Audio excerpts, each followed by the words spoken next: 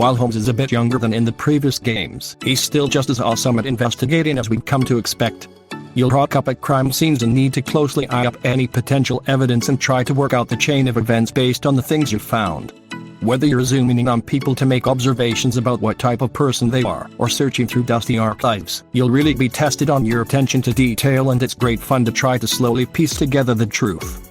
New Sherlock Holmes Chapter 1 Review November 17, 2021 Eggman 0 Comments Chapter Holmes Review Sherlock Holmes Chapter 1 is Folkware's most ambitious detective game to date.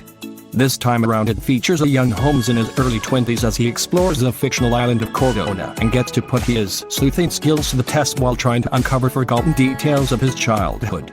Sherlock has traveled with his childhood friend John, not Watson, a different John, to pay his respects at his mother's grave soon after her passing, but soon realizes that there may be more to his past than he initially remembers.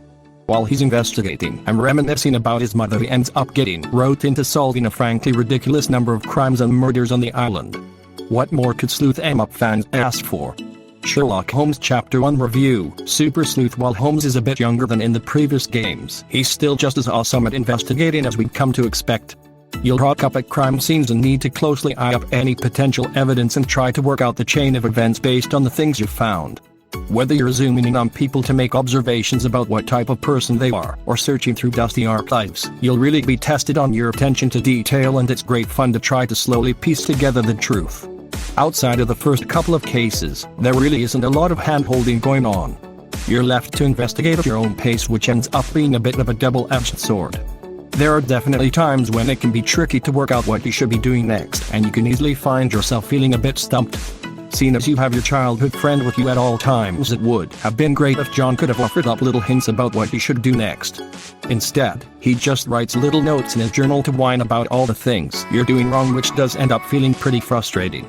On the other hand, this does also mean that when you do have a sudden moment of insight, it can feel pretty euphoric to finally be able to prove who'd done it.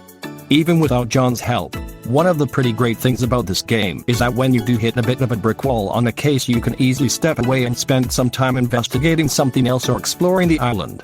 Cordona is a small open-world setting, and while it can feel a little empty in places, there are quite a few adventures to be had if you're willing to search around. You can take a trip to the local police station and help out with some unsolved crimes, restore your childhood manor house, or even take part in a treasure hunt for tourists.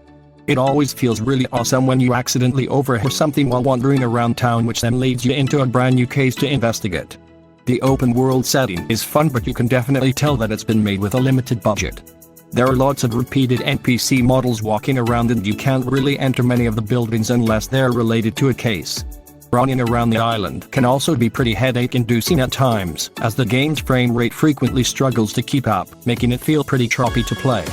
Occasionally while investigating, you'll end up annoying the wrong people and have to fight. You'll have a pistol to hand as well as a snuff box that you can throw at enemies to temporarily disorientate them. As you're a good guy, you're not supposed to just shoot everyone in the head. Instead, you need to arrest people by first shooting off any armor and then creating some kind of distraction so that you can rush in and grab them. I'm not quite sure why so many bad guys have flammable bottles strapped to their waists, but it does make it pretty easy to stun them. You'll also find plenty of things dotted around the environment to shoot and cause a disturbance, so it's not usually too difficult to arrest everyone. It's a bit of a shame, but the combat ends up feeling pretty repetitive and overall a bit clunky. The developer seems to be aware that not everyone who plays these kinds of games will be interested in fighting, and has added the option to turn off combat altogether. This is definitely a very nice touch for those that just want to play detective. You'll come across some truly bonkers moments during your investigations, such as the case where you end up having to create a huge elephant sex doll to try to capture a wholly escaped elephant. There are also plenty of times where you'll get to play dress up and try to disguise Holmes in a wide variety of different outfits.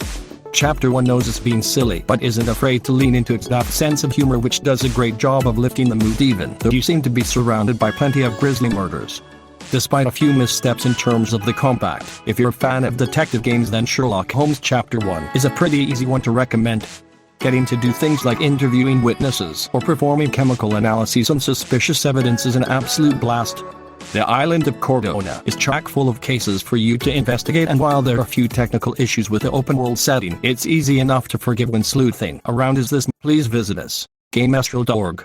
Full article in the description. Thanks for watching.